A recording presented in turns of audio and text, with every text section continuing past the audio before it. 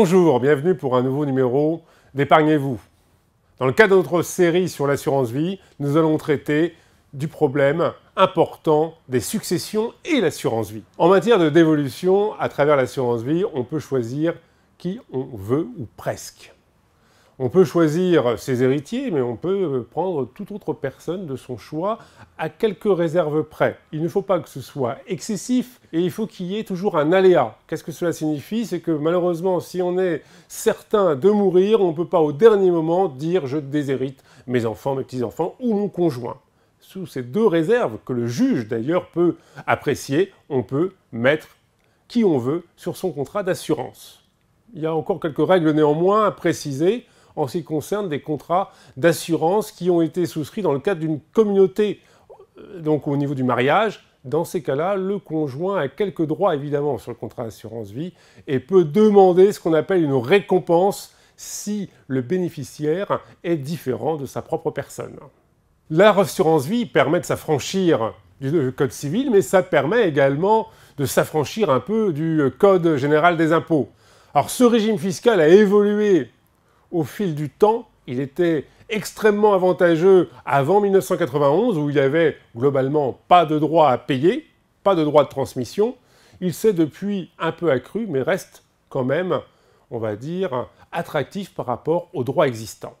Pour déterminer les montants à payer, il faut prendre en compte l'âge du souscripteur du contrat et également la date de souscription de ce dit contrat. Pour tous les contrats signés avant le 20 novembre 1991, et si les primes ont été versées avant le 13 octobre 1998, il n'y a pas de taxation, zéro.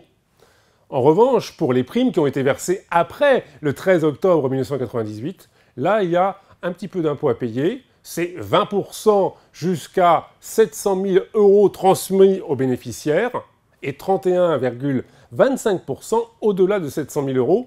Tout ceci en prenant en compte l'abattement de 152 500 €. Pour les contrats donc, qui ont été souscrits après le 20 novembre 1991, là on prend en compte l'âge du capitaine, l'âge du souscripteur. Si les primes ont été versées avant 70 ans, et si elles ont été avant le 13 octobre 1998, toujours pas de taxation. En revanche, si donc il y a eu des primes versées après le 13 octobre 1998, par le souscripteur qui a moins de 70 ans, donc là, on a le prélèvement de 20% dans la limite de 700 000 €, 31,25% jusqu'à 700 000 €, avec le fameux abattement à la base de 152 500 €. En revanche, si le souscripteur a plus de 70 ans, là, ce sont les droits de mutation classiques avec l'abattement de 30 500 €. Donc le législateur a décidé par ailleurs de créer un contrat spécifique doté d'un avantage sur la transmission. C'est le contrat vie-génération, qui est un contrat en unité de compte, et qui bénéficie d'un abattement supplémentaire de 20%, qui s'ajoute aux 132 500 € qui s'appliquent au contrat classique, et qui permet donc de diminuer les droits de succession. Le contrat vie-génération a une particularité, un tiers de l'épargne collectée doit être affectée en produits économie solidaire, logement ou petites entreprises.